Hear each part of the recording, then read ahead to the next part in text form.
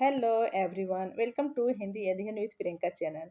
आप सब कैसे हैं? उम्मीद करते हैं सब ठीक होंगे और अपना पढ़ाई अच्छे से कर रहे होंगे, क्योंकि एग्ज़ाम अब लास्ट है और हम लोग को अच्छे से तैयारी करना चाहिए। चलिए ठीक है, अब चलिए आज का टॉपिक है कोसी का घटवार कहानी। हम लोग आज कहानी पढ़ेंगे कोसी का घटवार। इसका प्रकाशन वर्ष है 1957 या कहीं कहीं 58 भी रहता है, 58। ठीक है। लेखक शेखर जोशी, कहानी को लिखने वाले हैं शेखर जोशी। चलिए अच्छा कहानी पढ़ते हैं। इसके कहानी पढ़ने के पहले इसका लेखक परिचय देख लेंगे। ठीक है। ज़्यादा नहीं डीपली पढ़ेंगे क्योंकि टाइम ज़्यादा लगेगा, कहानी लंबा है, इसलिए जो जो इम्पोर्टेंट है उसी को देखते हुए आगे बढ़ेंगे। शेखर जोशी का जन्म 10 सितंबर 1932 को हुआ था। ठीक है, याद रखना है हमें। और उत्तराखंड में 1932 और उत्तराखंड के अल्मोड़ा जिले के ओलिया गांव में हुआ था। वह एक किसान परिवार से थे और उन्होंने अपनी प्रारंभिक शिक्षा देहरादून और अजमेर में प्राप्त की। आगे चलते हैं। इसका मृत्यु कब होता है? तो 2022 में। ठीक है। कहानियाँ, प्रमुख कहानियाँ: कोसी का घाटवार 1958, साथ के लोग 1978, हलवाहा 1981 और नौरंगी बीमार है 1990। इसका कहानी संग्रह है। मेरा पहाड़ और डायरी वाला 1994। ये कहानी हो गया इनका।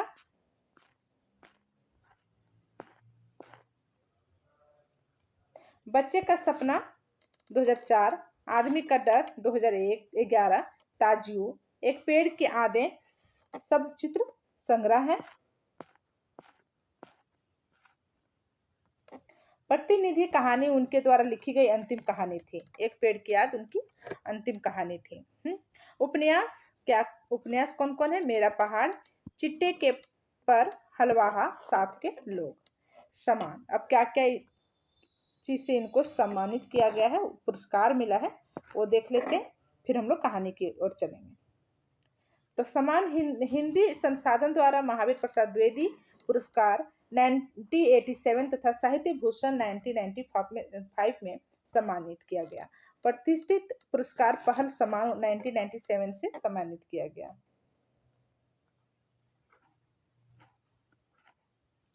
चलिए हम लोग यहाँ से कहानी पढ़ेंगे।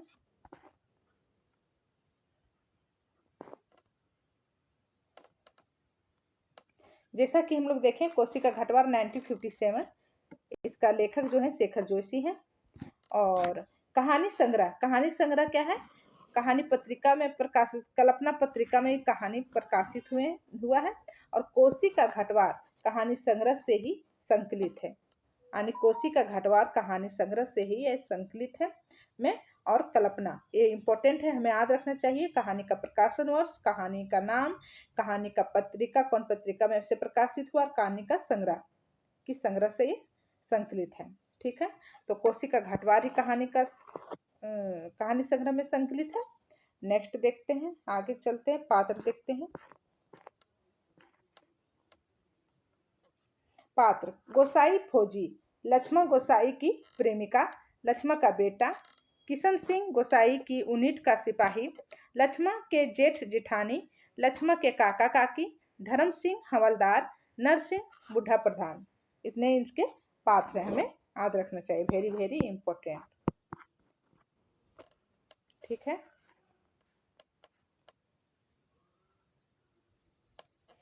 उद्देश्य: सामाजिक जड़ मनोविज्ञान के कारण अधूरे रहे अनाथ फौजी गोसाई और लक्ष्मण के कालातीत प्रेम कहानी।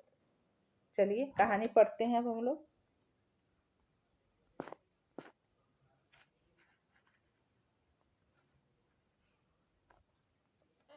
मूल कहानी पढ़ते हैं। चलिए। गोसाई के मन चिलम में भी नहीं लगा।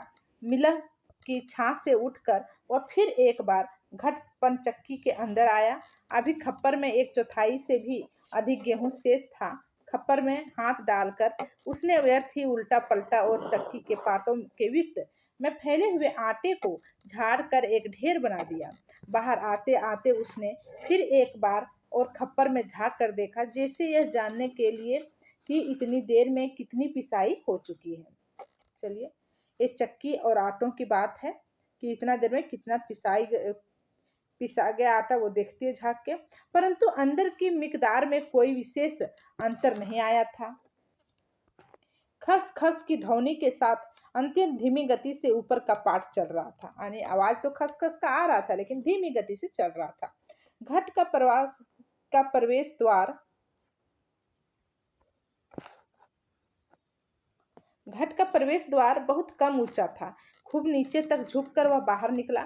सिर के बालों और बाहों पर आटे की एक हल्की सफेद परत बैठ गई थी। यानी जहाँ मिल रहता है वहां आटा पिसाने जाइए तो वहां हल्का उसका जो परत उठता है वो उस कपड़ों में, सर में, शरीर में लग ही जाता है। खंबे का सहारा लेकर वह बुदबुदाया, जा ससाला, सुबह से अब तक 10 पसेरी भी नहीं हुआ। सूरज कहाँ का कहाँ चला गया। कैसी अनहोनी बात। यानी कि अभी तक उनका आटा पिसाया नहीं है ज्यादा, वही वो अपने में बोल रहे हैं कि अभी तक कुछ पिसाया नहीं। बात अनहोनी तो है ही।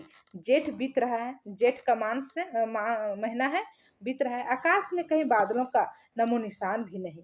अन्य वर्षों अब तक लोगों की धान रोपाई पूरी हो जाती थी, पर इस साल नदी नाले सब सूखे पड़े हैं। खेतों की सिंचाई तो दरकिनार बीज की क्यारियां सूखी जा रही हैं। छोटे नाले गुलों के किनारे के घट महीनों से बंद हैं। कोसी के किनारे है गुसाई का यह घट। कोसी के किनारे हमें याद रखना चाहिए किसके किनारे, तो कोसी के किनारे गुसाई का यह घट। पर इसकी भी चाल ऐसी कि लद्दू घोड़े की चाल को मात देती है। चक्की के निचले खंड में छछिर छछिर की आवाज के साथ पानी को काटती हुई मथानी चल रही थी। कितनी धीमी आवाज। अच्छे खाते पीते ग्वालों के घर में दही की मथानी इससे ज्यादा शोर करती है। इसी मथानी का वह शोर होता था कि आदमी को अपनी बात नहीं सुनाई देती। और अब तो भले नदी पार कोई बोले तो बात यहाँ सुनाई दे जाए। छप छप छप। पुरानी फौजी पैंट को घुटनों तक मोड़कर गुसाई पानी की बूल के अंदर चलने लगा। कहीं कोई सुराख निकास हो तो बंद कर दें, एक बंद पानी भी बाहर ना जाए। बूंद बूंद की कीमत है इन दिनों। प्रायः आधा फ्रांग चलकर वह बांध पर पहुंचा। नदी की पूरी चौड़ाई को घेरकर पानी का बहाव घट की गुल की ओर मोड़ दिया गया था। किनारे की मिट्टी घास लेकर उसने बांधे में एक दो स्थान पर निकास बंद किया और फिर गुल्ले के किनारे किनारे चलकर घाट के पास आ गया। अंदर जाकर उसने फिर पाटों के विर्त में फैले हुए आटे को बुहार कर ढेरी में मिला दिया। खप्पर में अभी थोड़ा बहुत गेहूं शेष था। वह उठकर बाहर आया। यानी उसका व्यवसाय है गेहूं का मिल। मिल में वो गेहूं को पीसता है और उसी से उसका रोजी रोटी चलता है। दूर रास्ते पर एक आदमी सिरे पर पिसान रखे उसकी ओर आ रहा था। गोसाई ने उसकी सुविधा का ख्याल कर वहीं से आवाज दी, है हो, यहाँ नंबर देर में आएगा। 2 दिन का पिसान अभी जमा है, ऊपर उमेद सिंह के घट में देख लो। उसी व्यक्ति ने मुड़ने से पहले एक बार और प्रयत्न किया। ऊंचे स्वर में पुकार कर बोला, जरूरी है जी, पहले हमारा नंबर नहीं लगा दोगे? आने की उसके पास इतना भीड़ है कि 2 दिन का आटा उसके पास पड़ा हुआ है और नंबर से वो पीस रहा है। गोसाई ओठों ही ओठों में मुस्कुराया। ससाला कैसा चिखता है, जैसे घट की आवाज इतनी हो कि मैं सुन न सकूं। कुछ कम ऊंची आवाज में उसने हाथ हिलाकर उत्तर दे दिया, यहाँ जरूरी का भी बाप रखा है जी, तुम ऊपर चले जाओ। वह आदमी लौट गया। यानी यहाँ बहुत जरूरी आटा रखा गया है और उसको हमको पीसना जरूरी है। आप ऊपर चले जाइए, दूसरे मिल में चले जाइए और वहाँ दूसरे चक्की में चले जाइए और वहाँ पिसा लीजिए। उनका कहना था, वो कहा। मिहल की छांव में बैठकर गुसाई ने लकड़ी के जलते कुंदे को खोदकर चिल्लम सुलगाई और गुड़ गुड़ करता धुआं उड़ाता रहा। खसर खसर चक्की का पाठ चल रहा था। जब चक्की चलता है तो आवाज आता है ना, खसर खसर का, वही बात कर रहे हैं। किट किट कर किट, खप्पर से दाने गिराने वाली चिड़िया पाट पर टकरा रही थी। छिछर छिछर की आवाज के साथ मथानी पानी को काट रही थी। पत्थरों के बीच टकने टकने तक फैला पानी क्या आवाज करेगा। पानी के गर्भ से निकलकर छोटे छोटे पत्थर भी अपना सिर उठाए आकाश में को निहार रहे थे। दोपहरी ढलने पर भी इतनी तेज धूप, कहीं चिड़ैया भी नहीं बोलती, किसी प्राणी का पिरे अपिरे स्वर नहीं। सूखी नदी के किनारे बैठा गोसाई सोचने लगा, क्यों उस व्यक्ति को लौटा दिया। लौट तो वह जाता ही घट के अंदर टच पड़े किसान के थैलों को देखकर दो चार क्षण की बातचीत का आसरा ही होता। आने की वो कह रहा है कि अगर आता तो दो चार बात भी हो जाता, वो तो देख के लौट ही जाता। अपने अगर इतना थैला यहाँ देखता तो खुद ही लौट जाता, क्यों मैं लौटा दिया उसको उधर से ही, वो सोच रहा है मन ही मन में। कभी कभी गुसाई को यह अकेलापन काटने लगता है। यानी अकेलापन रहता है जब बूढ़ा बुजुर्ग लोग, तो उसको एक आदमी का जरूरत रहता है जो उसके साथ बैठ के बातचीत कर सके, अपने मन को बहला सके। वही वह बोल रहा है कि अगर आया रहता वो आटा पिसाने के लिए यहाँ, तो मेरे साथ दो चार बातें हो जाती, और देखता कि दो चार आटा का बोरी यहाँ रखा हुआ है तो वो खुद यहाँ से चले जाता। वो अफसोस कर रहा है। सूखी नदी के किनारे यह अकेलापन नहीं, जिंदगी भर साथ देने के लिए जो अकेलापन उसके द्वार पर धरना देकर बैठ गया है, वही जिसे अपना कह सके।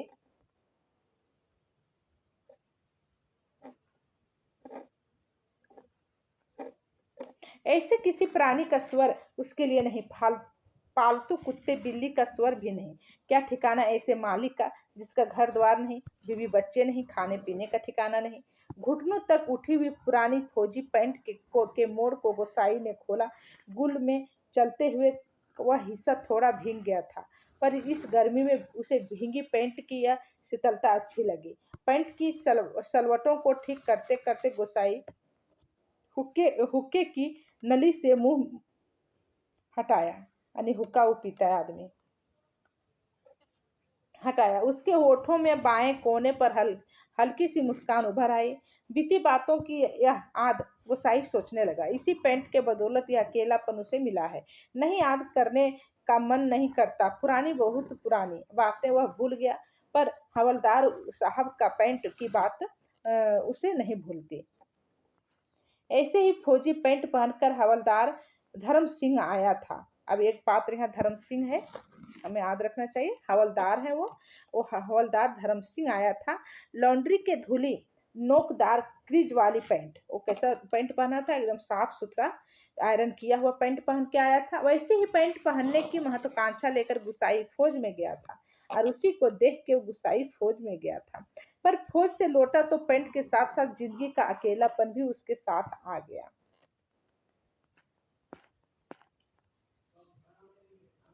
पेंट के साथ और भी कितनी स्मृतियां मुखर मुखर है। उस बार की छुट्टियों की बात, कौन महीना, हाँ बैसाखी था। सिर पर क्रास खुखरी के क्रेस्ट वाली काली किश्ती नुमा टोपी को तिरछा रखकर फौजी वर्दी पहने वह पहली बार एनुअल लीव पर घर आया तो चिड़ वन की आग की तरह खबर इधर उधर फैल गई थी। बच्चे बूढ़े सभी उससे मिलने आए थे। चाचा का गोठ एकदम भर गया था, ठसाठस। बिस्तर की नई एकदम साफ जगमग लाल लाल नीली धारियों वाली धरी आंगन में बिछानी पड़ी थी, और लोगों को बिठाने के लिए खूब आद है। आंगन का गोबर दरी में लग गया था। बच्चे बीता हुआ कल को वो के बारे में सोच रहा है।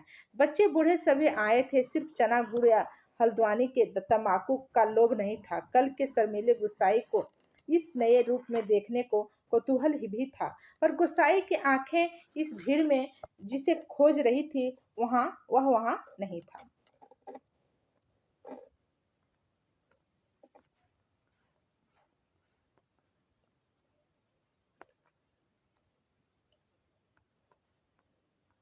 नाले पार के अपने गांव के से भैंस के कटिया को खोजने के बहाने दूसरे दिन लक्ष्मा आई थी, पर गुसाई उस दिन उससे मिल न सका। गांव के छोकरे ही गुसाई की जान को बवाल हो गए थे।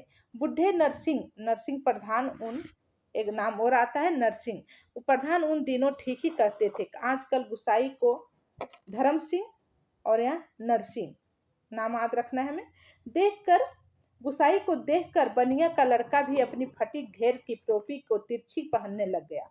दिन रात बिल्ली के बच्चों की तरह छोकरे उसके पीछे लगे रहते हैं, सिगरेट बीड़ी गपशप के लोभ में।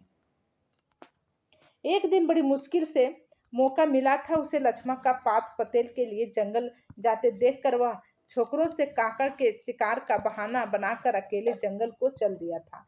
गांव की सीमा से बहुत दूर कापल के पेड़ के नीचे गुसाई के घुटनों पर सिर रखकर लेटी लक्ष्मण कपाल खा रही थी। पक्के गदराए गहरे लाल लाल कापल। खेल खेल में कापलों की छीना झपटी करते गुसाई ने लक्ष्मण की मुट्ठी भींच दी थी। टप टप कपालों का गाढ़ा लाल रस उसके पैंट पर गिर गया था। लक्ष्मण ने कहा था, इसे यहीं रख जाना, मेरी पूरी बाह की कुर्ती इसमें से निकल आएगी। वह खिलखिलाकर अपने बातों पर स्वयं ही हंस दी।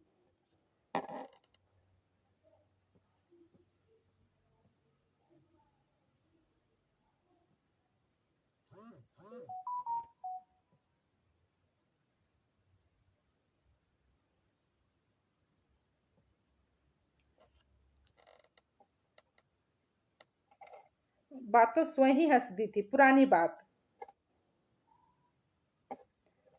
बात क्या कहा था गुसाई ने, याद नहीं पड़ता तेरे?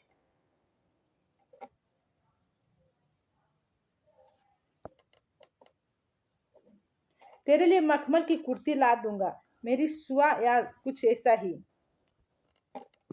पर लक्ष्मण को मखमल की कुर्ती किसने पहनाई?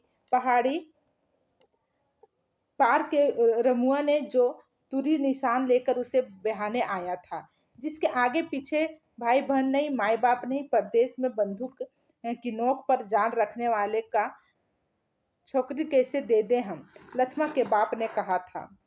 लक्ष्मण के बाप ने बोला कि परदेश में रहने वाला जिसका ना माँ है, ना बाप है, ना भाई है, ना बहन है, परदेश में बंदूक के नोक पे जो खेलता है, उसे हम अपना बेटी कैसे दे दें? उसका मन जानने के लिए गोसाई के ने टेढ़े तिरछे बात चलवाई थी। उस साल मनसिर को एक ठंडी उदास शाम को गुसाई का यूनिट से के सिपाही किशन सिंह, देखिए धर्म सिंह आया, नरसिंह आया, फिर किशन सिंह ने क्वार्टर मास्टर स्टोर के सामने खड़े खड़े उससे कहा था, हमारे गांव के राम सिंह ने जिद की तभी छुट्टियां बढ़ानी पड़ी। इस साल उसकी शादी थी। हमें नाम रखना है, इसमें क्या क्या आया? धर्म सिंह, नर सिंह, किशन सिंह, राम सिंह। ठीक है, छात्र में पूछ लिया जाता है। देखते हैं क्या कह रहा है। अच्छी औरत मिली और सकल सूरत भी खूब है, एकदम पटाखा, बड़ी हंसमुख है। तुमने तो देखा ही होगा, तुम्हारे गांव के नजदीक की है। लक्ष्मण कुछ ऐसा ही नाम है। गुसाई को याद नहीं पड़ता कौन सा बहाना बनाकर वह किशन सिंह के पास से चला आया था। रमडे था उस दिन, हमेशा आधा पेग लेने वाला गुसाई उस दिन 2 पेग रम लेकर अपनी चारपाई पर पड़ गया था।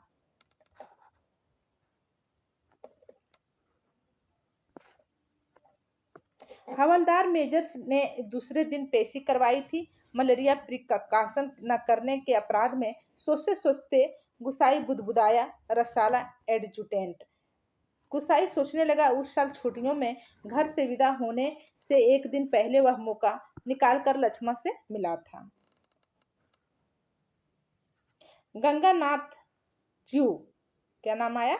गंगानाथ ज्यू की कसम, जैसा तुम कहोगे मैं वैसा ही करूंगी, आंखों में आंसू भरकर लक्ष्मण ने कहा था। वर्षों से यह सोचता है कभी लक्ष्मण से भेंट होगी तो यह अवश्य कहेगा कि गंगानाथ का जागर लगाकर प्रायश्चित जरूर कर ले। देवी देवताओं की झूठी कसमें खाकर उन्हें नाराज करने से क्या लाभ मिला? जिस पर भी गंगानाथ का कोप हुआ, वह कभी फल फूल नहीं पाया है। पर लक्ष्मण से कब भेंट होगी यह वह नहीं जानता। लड़कपन से सगी साथी नौकरी चाकरी के लिए मैदानों में चले गए, गांव की ओर जाने उसका मन नहीं होता। लक्ष्मण के बारे में किसी से पूछना उसे अच्छा नहीं लगता। जितने दिन नौकरी रही वह पलट कर अपने गांव नहीं आया। एक स्टेशन से दूसरे स्टेशन का वॉलंटियरी ट्रांसफर लेने वालों की लिस्ट में नायक गुसाई का नाम ऊपर आता रहा लगातार 15 साल तक। कितने साल तक? 15 साल तक, ये भी याद रखना है। पिछले बैसाख में ही वह गांव लौटा 15 साल बाद। रिजर्व में आने पर काले बालों को लेकर गया था, खिचड़ी बाल लेकर लौटा। लक्ष्मण का हठ उसे अकेला बना गया था। आज इस अकेलेपन में कोई होता तो जिसे गोसाई अपनी जिंदगी की किताब पढ़कर सुनाता। शब्द अक्षर कितना देखा, कितना सुना और कितना अनुभव किया उसने। पर नदी के किनारे यह तपती रेत, पंचक्की के कटर केटर और खटर खेटर और मिहल की छाया में ठंडी चिलम को निष्प्रयोजन गुड़गुड़ाना गुसाई और चारों ओर अन्य कोई नहीं, एकदम निर्जन, निस्तब्ध, सुनसान। एक गुसाई का ध्यान टूटा।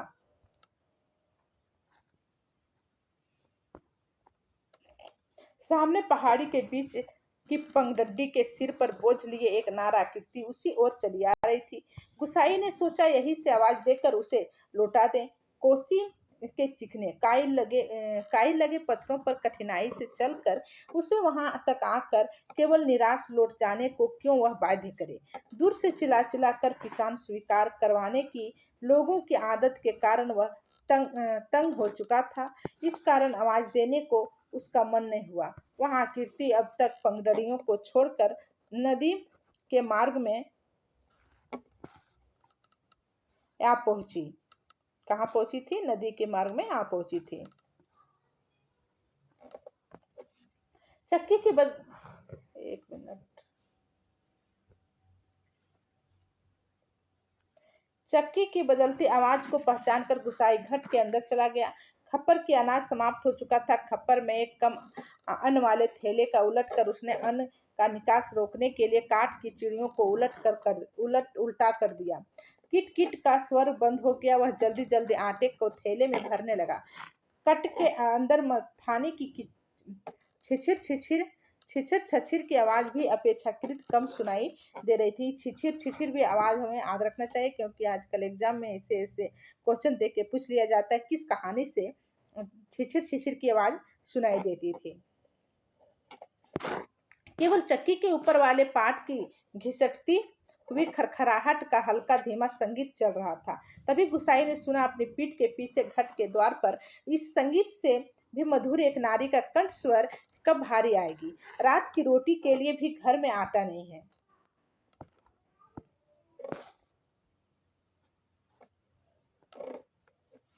सिर पर पिसान रखे एक स्त्री उसे यह पूछ रही थी। गोसाई को उसका स्वर परिचित सा लगा। चौंक कर उसने पीछे मुड़कर देखा। कपड़े में पिसान ढीला बंधा होने के कारण बोझ का एक सिरा उसके मुख के आगे आ गया। गुसाई उसे ठीक से नहीं देख पाया, लेकिन तब भी उसका मन जैसे आशंकित हो उठा। अपनी शंका के समाधान करने के लिए वह बाहर आने को मुड़ा, लेकिन तभी फिर अंदर जाकर पिसान के थैलों को इधर उधर रखने लगा। काठ की चिड़िया किट किट बोल रही थी। एगो लकड़ी में एक चिड़िया होती है, उसका आवाज किट किट सी रहती है। और उसी गति के साथ गुसाई को अपने हृदय की धड़कन का आभास हो रहा था। कट के छोटे कमरे में चारों ओर पीसे हुए अन्न को चूर्ण फैल रहा था, जो अब तक गुसाई के पूरे शरीर पर छा गया था। इस कृत्रिम सफेदी के कारण वह वृद्ध सा दिखाई दे रहा था। स्त्री उसे नहीं पहचाना। यानी बालों में जो आटा पड़ गया था उसका बाल पका हुआ लग रहा था, और इसी के कारण वह स्त्री उसे नहीं पहचान पाती है। उसने दोबारा वे ही सब दोहराए। अब वह भी तेज धूप में बोझा सिर पर रखे गोसाई का उत्तर पाने का आतुर थी। शायद नकारात्मक उत्तर मिलने पर वह उल्टे पांव लौटकर किसी अन्य चक्की का सहारा लेती। दूसरी बार के प्रश्न में गुसाई ने टाल पाया। उत्तर देना ही पड़ा। यहाँ पहले ही टीला लगा है, देर तो होगी ही, उसने दबे दबे स्वर में कह दिया। स्त्री ने किसी प्रकार की अनुनय विनय नहीं की। शाम के आटे का प्रबंध करने के लिए वह एक दूसरी चक्की का सहारा लेने को लौट पड़ी। गुसाई कमर झुकाकर घट से बाहर निकला। मुड़ते समय स्त्री को एक झलक देखकर उसका संदेह विश्वास में बदल गया था। हताश सा वह कुछ क्षणों तक उसे जाते हुए देखता रहा और फिर अपने हाथों तथा सिर पर गिरे हुए आंठों को झाड़कर वह एक दो कदम आगे बढ़ा। उसके अंदर की किसी अज्ञात शक्ति ने जैसे उसे वापस जाती हुई स्त्री को बुलाने को बाध्य कर दिया। आवाज देकर उसे बुला लेने को उसने मुंह खोला, परंतु आवाज न दे सका। एक झिझक, एक असमर्थना थी जो उसका मुंह बंद कर रही थी। वह स्त्री नदी तक पहुंच चुकी थी। गोसाई के अंतर में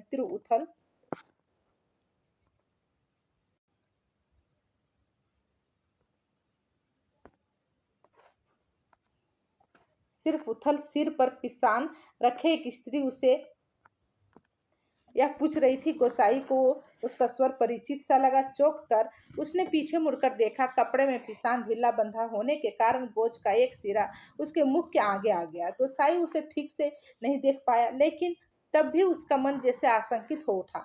अपनी शंका को समाधान करने के लिए वह बाहर आने को मुड़ा, लेकिन तब भी फिर अंदर जाकर पिसान के थैलों को इधर उधर रखने लगा। आने की कोशिश कर रहा था कि मैं बुला लूं, फिर लेकिन नहीं बोल पा रहा था, क्योंकि एक बार वो मना कर दिया था ना, तो कैसे फिर बुलाता, उसको खराब लग रहा था। काठ की चिड़िया किट किट बोल रही थी और उसी गति के साथ गुसाई को अपने हृदय की धड़कन का आभास हो रहा था। घट की छोटे कमरों में चारों ओर पिसे हुए अन्न का चूर्ण फैल रहा था, जो अब तक गुसाई के पूरे शरीर पर छा गया था। इस कृत्रिम सफेदी के कारण वह वृद्ध सा दिखाई दे रहा था। स्त्री ने उसे नहीं पहचाना।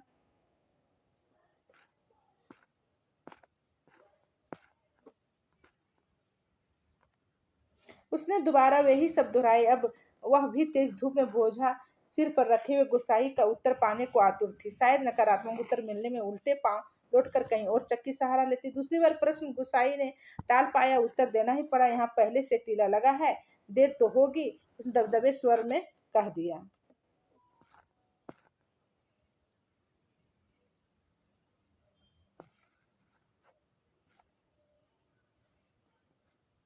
वह स्त्री नदी तक पहुंची थी। गुस्साई के अंतर में तिर उथल पुथल मच गई थी। अब इतना तिर था कि स्वयं को नहीं रोक पाया। लड़खड़ाती आवाज में उसने पुकारा, लक्ष्मा। आखिर वो पुकार ही दिया, लक्ष्मा। घबराहट के कारण वह पूरे जोर से आवाज नहीं दे पाया था। स्त्री ने यह आवाज नहीं सुनी, पर वह गुसाई ने स्वस्थ होकर पुनः पुकारा, लक्ष्मा। लक्ष्मा ने पीछे मुड़कर देखा। मायके में उसे सभी इसी नाम से पुकारते थे। यह संबोधन उसके लिए स्वाभाविक था, परंतु उसे शंका शायद यह थी कि चक्की वाला एक बार किसान स्वीकार न करने पर भी उसे बुला रहा है, या उसे केवल भ्रम हुआ। उसने वहीं से पूछा, मुझे पुकार रहे हैं जी? गुसाई ने सहते स्वर में कहा, हाँ ले आओ, हो जाएगा। गुसाई ने उसको फिर से बोला कि हाँ ले आओ, हो जाएगा। लक्ष्मण क्षण भर रुकी और फिर घट की ओर लौट आई। अचानक साक्षात्कार होने का मौका न देख की इच्छा से गुसाई व्यवस्था का प्रदर्शन करता हुआ महल की छाव में चला गया। लक्ष्मण पिसान का थैला घट के अंदर रख आई। बाहर निकलकर उसने आंचल के कोर से मुंह पोछा। तेज धूप में चलने के कारण उसका मुंह लाल हो गया था। किसी पेड़ की छाया में विश्राम करने की इच्छा से उसने इधर उधर देखा। महल के पेड़ की छाया छोड़कर अन्य कोई बैठने लायक स्थान नहीं था। वह उसी ओर चलने लगी।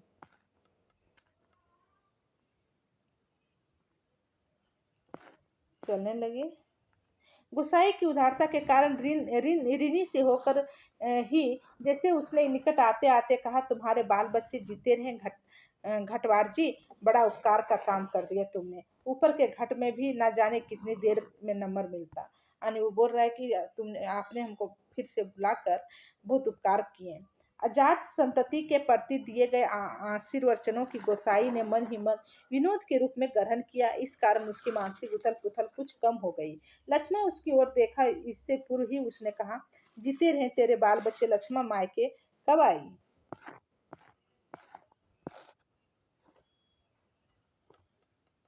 गोसाई ने अंतर में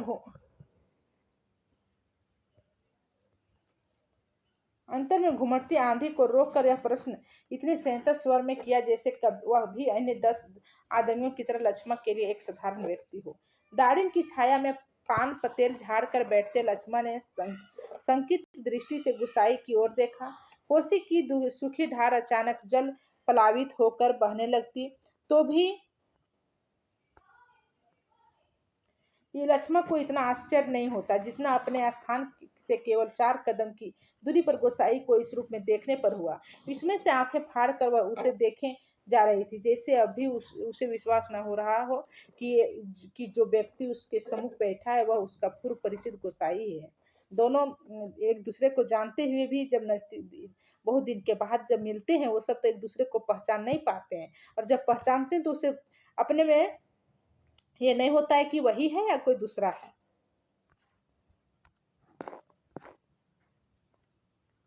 तुम जाने लक्ष्मण क्या कहती थी? अब पूछ रहा है गोसाई। तुम जाने लक्ष्मण क्या कहना चाहती थी? शेष शब्द उसके कंठ में ही रह गए। हाँ, पिछले साल पलटन में लौट आया था, वक्त काटने के लिए या घट लगाव लिया। गोसाई ने उसकी जिज्ञासा शांत करने के लिए कहा है। ओठों पर मुस्कान लाने की उसने असफल कोशिश की। कुछ क्षणों तक दोनों कुछ नहीं बोले। फिर गोसाई ने ही पूछा, बाल बच्चे ठीक है? आंखें जमीन पर टिकाए गर्दन हिलाकर संकेत से ही उसने बच्चों की कुशलता के सूचना दे दी। जमीन पर गिरे एक दाड़िम के फूल को हाथों में लेकर लक्ष्मण उसकी पंखुड़ियों को एक कर निरुच्छे तोड़ने लगी और गुसाई पतली सीख लेकर आग को कुरेदता रहा। बातों का कर्म बनाए रखने के लिए गुसाई ने पूछा, तू अभी और कितने दिन मायके ठहरने वाली हो?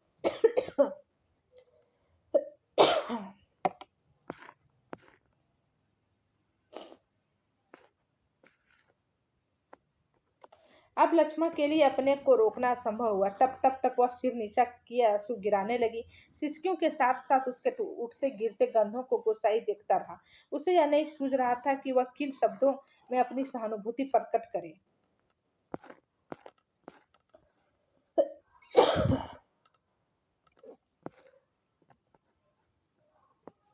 इतने देर बाद सहसा गुसाई का ध्यान लक्ष्मण के शरीर की ओर गया। उसने गले में काला चेरी सुहाग चिन्ह नहीं था। हथ पर सब गुसाई उसे देखता रहा। अपने व्यवहारिक अज्ञानता पर उसे बेहद झुलाहट हो रही थी। आज अचानक लक्ष्मण से भेंट हो जाने पर वह उन सब बातों को भूल गया जिन्हें वह कहना चाहता था। इन क्षणों में वह केवल मात्र श्रोता बनकर रह जाना चाहता था। गुसाई की सहानुभूति पूर्ण दृष्टि पाकर लक्ष्मण आंसू पोंछती हुई अपने दुखड़ा रोने लगी। जिसका भगवान नहीं होता उसका कोई नहीं होता। जेठ जेठानी से किसी तरह पीड़ छुटाकर यहाँ माँ के की बीमारी में आई थी, वह भी मुझे छोड़कर चली गई। एक भागा मुझे रोने को रह गया है, उसी के लिए जीना पड़ रहा है, नहीं तो पेट पर पत्थर बांध कर कहीं डूब मरती। जंजाल करता। यहाँ काका काकी के साथ रह रही हो? गोसाई ने पूछा। मुश्किल पड़ने पर किसी को नहीं होता जी। बाबा की जायदाद पर उनकी आंखें लगी है, सोचते है कि कहीं मैं हक न जमा लूं। मैंने साफ साफ कह दिया, मुझे किसी का लेना देना नहीं है। जंगलात की लिसा ढो ढोकर अपनी गुजर कर लूंगी, किसी को आंख को कांटा बनकर नहीं रहूंगी। गुसाई ने किसी प्रकार की मौखिक संवेदना नहीं प्रकट की, केवल सहानुभूति पूर्ण दृष्टि से उसे देखता भर रहा।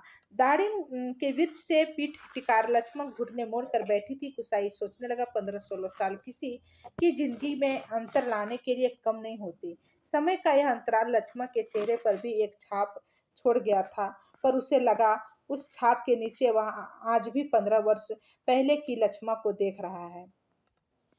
कितनी तेज धूप है। इस साल लक्ष्मण को स्वर उसके कानों में पड़ा, प्रसंग बदलने के लिए, जैसे लक्ष्मण ने यह बात जानबूझकर कही हो। आगे और अचानक उसका ध्यान उस ओर चला गया जहां लक्ष्मण बैठी थी। दाड़िम की फैली फैली अध ढके डालों से छनकर धूप उसके शरीर पर पड़ रही थी। सूरज की कहीं एक पतली किरण न जाने कब से लक्ष्मण के माथे पर गिरी हुई एक लठ को सुनहरी रंगीन सी डुबा रही थी। गुसाई एकटक उसे देखता रहा। दोपहर तो बीत चुकी होगी, लक्ष्मण ने प्रश्न किया तो गोसाई का ध्यान टूटा। हाँ, अब तो 2 बजने वाले होंगे। उसने कहा, उधर धूप लग रही है हो तो इधर आ जाओ छाँव में। कहता हुआ गुसाई एक जम्हाई लेकर अपने स्थान से उठ गया। नहीं, यही ठीक है, कहकर लक्ष्मण ने गुसाई की ओर देखा, लेकिन वह अपनी बात कहने के साथ ही दूसरी ओर देखने लगा। घाट में कुछ देर पहले डाला हुआ पिसान समाप्ति पर था। नंबर पर रखे हुए पिसान की जगह उसने जाकर जल्दी जल्दी लक्ष्मण का अनाज खप्पर में खाली कर दिया। धीरे धीरे चलकर गोसाई गुल के किनारे तक गया। अपनी अंजुली से भर भर कर उसने पानी पिया और फिर पास ही एक बंजर घट के अंदर जाकर पीतल और अल्युमिनियम के कुछ बर्तन लेकर आग के निकट लौट आया। आसपास पड़ी हुई सूखी लकड़ियों को बटोर कर उसने आग सुलगाई और एक काली पुती बटलोई में पानी रख कर जाते जाते लक्ष्मण की ओर मुंह कर कह गया, चाय का टाइम भी हो रहा है, पानी उबल जाए तो पत्ती डाल देना, पुड़ियों में पड़ी है। लक्ष्मण ने उत्तर नहीं दिया। वह उसे नदी की ओर जाने वाली पंगड़ियों पर जाता हुआ देखती रही। सड़क किनारे की दुकान से दूध लेकर लौटते लौटते गुसाई को काफी समय लग गया था। वापस आने पर उसने देखा एक 6-7 वर्ष का बच्चा लक्ष्मण की देह से सटकर बैठा हुआ है। अब एक बच्चा भी आ जाता है। अब कंफ्यूज में है कि इसका बेटा है कि किसी और का। बच्चे का परिचय देने की इच्छा से जैसे लक्ष्मण ने कहा, इस छोकरे को घड़ी भर के लिए भी चैन नहीं मिलता, जाने कैसे पूछता खोजता मेरी जान खाने को यहाँ भी पहुंच गया। गुसाई ने लक्ष्य किया कि बच्चा बार बार उसकी दृष्टि बचाकर माँ से किसी चीज के लिए जिद कर रहा है। एक बार झुंडला कर लक्ष्मण ने उसे झिटक दिया, चुप रह, अभी लौट कर घर जाएंगे, इतनी सी देर में मरा क्यों जा रहा है।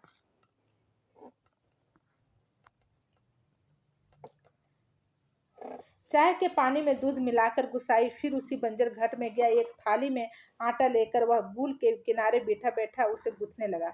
मिहल के पेड़ की ओर आते समय उसने साथ में एक बर्तन और लिए। लक्ष्मण ने पटलोई में दूध चीनी डालकर चाय तैयार कर दी थी। एक गिलास, एक अल्युमिनियम का मग और एक अल्युमिनियम के मेस्टिन में गुसाई ने चाय डालकर आपस में बांट ली और पत्थरों से बने बेढंगे चूल्हे के पास बैठकर रोटियां बनाने का उपक्रम करने लगा। हाथ का चाय का गिलास जमीन पर टिकाकर लक्ष्मण उठी। आटे की थाली अपने ओर खिसकाकर उसे स्वयं रोटी पका देने की इच्छा ऐसे स्वयं प्रकट की गुसाई न कहकर न कह सका। वह खड़ा खड़ा उसे रोटी पकाते हुए देखता रहा। गोल गोल डिबिया श्री की रोटियां चूल्हे में गिलने लगी। वर्षों बाद गुसाई ने ऐसी रोटियां देखी थी जो अनिश्चित आकर की फौजी लंगर की चपातियों का या स्वयं उनके हाथों से बनी बेडोल रोटियां से एकदम भी भिन्न थी। आटे की लोई बनाते समय लक्ष्मण के छोटे छोटे हाथ बड़ी तेजी से घूम रहे थे। कलाई में पहने हुए चांदी के कड़े जब कभी आपस में टकरा जाते तो खन खन का अत्यंत मधुर स्वर निकलता। चक्की के पाट पर टकराने काठ की चिड़ियों का स्वर कितना नीरस हो सकता है, यह गोसाई ने आज पहली बार अनुभव किया।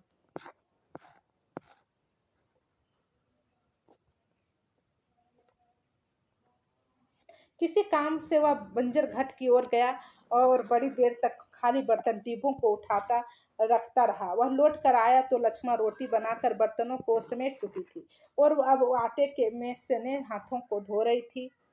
गोसाई के बच्चे की ओर देखा। वह दोनों हाथों में चाय मग का थामे टकटकी लगाकर गुसाई की ओर देखे जा रहा था। लक्ष्मण ने आग्रह के स्वर में कहा, चाय के साथ खानी हो तो खा लो, फिर ठंडी हो जाएगी। मैं तो अपने टाइम से ही खाऊंगा। यह तो बच्चे के लिए स्पष्ट कहने में उसे झिझक महसूस हो रही थी, जैसे बच्चे के संबंध में चिंतित होने की उसकी चेष्टा अनधिकार हो। न जी, वह तो अभी घर से खाकर ही आ रहा है। मैं रोटियां बनाकर रख आई थी। अत्यंत संकोच के साथ लक्ष्मण ने आपत्ति प्रकट कर दी। हाँ, यूं ही कहती है, कहाँ रखी थी रोटियां? घर में। बच्चे ने रुआसी आवाज में वास्तविक स्थिति स्पष्ट कर दी। वह ध्यानपूर्वक अपनी माँ और इस अपरिचित व्यक्ति की बातें सुन रहा था और रोटियां को देखकर उसका स्वयं ढीला पड़ रहा गया था। चुप आंखें तेर कर लक्ष्मण ने उसे डांट दिया। बच्चे के इस कथन में उसकी स्थिति हास्यास्पद हो गई थी। लज्जा से उसका मुंह आरक्त हो उठा। बच्चा है, भूख लग गई होगी, आई होगी, डांटने से क्या फायदा। गुसाई ने बच्चे का पक्ष लेकर 2 रोटियां उसकी ओर बढ़ा दी, परंतु माँ की अनुमति के बिना उन्हें स्वीकारने का साहस बच्चे को नहीं हो रहा था। वह ललचाई दृष्टि से कभी रोटियों की ओर, कभी माँ की ओर देख लेता था।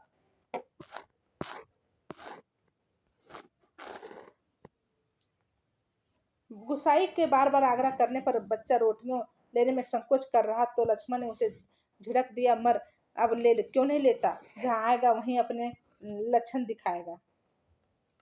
इससे पहले कि बच्चा रोना शुरू कर दे, गुसाई ने रोटियों के ऊपर एक टुकड़ा गुड़ का रखकर बच्चे को हाथ में दिया। भरी भरी आंखों में इसे अनोखे चित्र को देखकर बच्चा चुपचाप रोटी खाने लगा और गुसाई कौतुकपूर्ण दृष्टि से उसके हिलते ओठों को देखता रहा। इस छोटे से प्रसंग के कारण वातावरण में एक तनाव सा आ गया था, जिसे गुसाई और लक्ष्मण दोनों की अनुभव कर रहे थे। स्वयं भी एक रोटी का चाय में डुबा कर खाते खाते गुसाई ने जैसे इस तनाव को कम करने की कोशिश में ही मुस्कुरा कर कहा, लोग ठीक ही कहते हैं, औरत के हाथों की बनी रोटियां में स्वाद ही दूसरा होता है। लक्ष्मण ने करुणा दृष्टि से उसकी ओर देखा। गुसाई होकर खोखली हंस रहा था। कुछ साग सब्जी होती तो बेचारा एक आधी रोटी और खा लेता। गुसाई ने बच्चे को की ओर देखकर अपनी विवशता प्रकट की। ऐसे ही खाने पीने के तकदीर लेकर पैदा हुआ होता तो मेरे भाग क्यों पड़ता।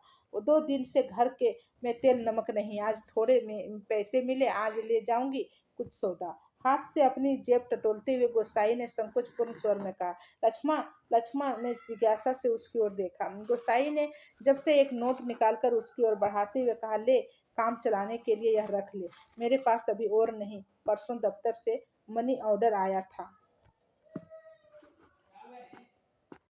गुसाई के बार बार आग्रह करने पर भी बच्चा रोटियां लेने के में संकोच कर रहा था। लक्ष्मण ने उसे झिड़क दिया, और मर, अभी क्यों नहीं ले लेता, वहीं अपने लक्षण दिखाएगा। इससे पहले कि बच्चा रोना शुरू कर दे, गुसाई ने रोटियों के ऊपर एक टुकड़ा गुड़ में रखकर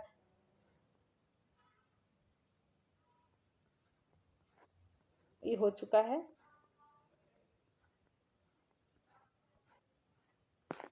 नहीं नहीं जी, काम तो चल ही रहा है। वो जब पैसा देने लगा तो ये बोलती है, नहीं नहीं जी, काम तो चल ही रहा है, मैं इस मतलब से थोड़े कह रही थी, अब इस बात चली थी तो मैंने कहा। कहकर लक्ष्मण ने सहायता लेने से इनकार कर दिया। गुसाई को लक्ष्मण का यह व्यवहार अच्छा नहीं लगा। रूखी आवाज में वह बोला, दुख तकलीफ के व्यक्ति आदमी आदमी के काम नहीं आया तो बेकार है। साला कितना कमाया, कितना फूका हमने इस जिंदगी में, है कोई हिसाब, पर क्या फायदा, किसी के काम नहीं आया। इसमें एहसान की क्या बात है, पैसा तो मिट्टी है साला, किसी के काम नहीं आया तो मिट्टी, एकदम मिट्टी। परंतु गोसाई के इस तर्क के बावजूद भी लक्ष्मण अड़ी रही। बच्चे के सर पर हाथ फेरते हुए दार्शनिक गंभीरता से कहा, गंगनाथ दाहिने रहे तो भले बुरे दिन भी निभ जाते हैं जी। पेट का क्या, घट की खप्पर की तरह जितना डालो कम हो जाए। अपने पराये प्रेम से हंस बोलने दे तो वह बहुत ही दिन काटने के लिए। गुसाई ने गौर से लक्ष्मण की मुख की ओर देखा। वर्षों पहले उठे वे स्वार स्वार और तूफान का वहां कोई चिन्ह शेष नहीं था। अब वह सागर जैसे सीमाओं को बांधकर शांत हो चुका था। रुपया लेने के लिए लक्ष्मण से अधिक आग्रह करने का उसका साहस नहीं हुआ, पर गहरे संतोष के कारण बुझा बुझा कर वह धीमी धीमी चाल से चलकर वहां से हट गया। सहसा उसकी चाल तेज हो गई और घट के अंदर जाकर उसने एक बार संकित दृष्टि से बाहर की ओर देखा। लक्ष्मण उस ओर पीठ किए बैठी थी। उसने जल्दी जल्दी अपने निजी आटे के टीन से 2-2.5 सेर के करीब आटा निकालकर लक्ष्मण के आटे में मिला दिया और संतोष की एक सांस लेकर वह हाथ झाड़ता हुआ बाहर आकर बांध बांध की ओर देखने लगा। ऊपर बांध पर किसी को घुसते हुए देखकर उसने हाँक दी। शायद खेत की सिंचाई के लिए कोई पानी तोड़ना चाहता था।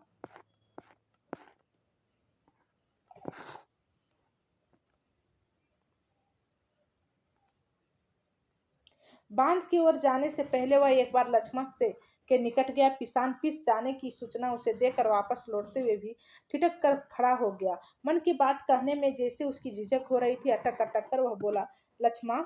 लक्ष्मण ने सिर उठाकर उसकी ओर देखा। गोसाई को चुपचाप अपनी ओर देखते हुए पाकर वह संकोच होने लगा। वह न जाने क्या कहना चाहता है। इस बात की आशंका से मुंह का रंग अचानक फीका होने लगा। पर गुस्साई ने झिझकते हुए केवल इतना ही कहा, कभी 4 पैसे जुट जाएं तो गंगनाथ का जागर लगाकर भूल चूक की माफी मांग लेना। खुद परिवार वालों की देवी देवता के कोप से बचा रहना चाहिए। लक्ष्मण की बात सुनने के लिए वह नहीं रुका। पानी तोड़ने वाले खेतिहार से झगड़ा निपटाकर कुछ देर बाद लौटते हुए उसने देखा, सामने वाले पहाड़ की पगडंडी पर सर पर आटा लिए लक्ष्मण अपने बच्चों के साथ धीरे धीरे चली जा रही थी। वह उन्हें पहाड़ी के मोड़ पर तक पहुंचने तक टकटकी बांधे देखता रहा।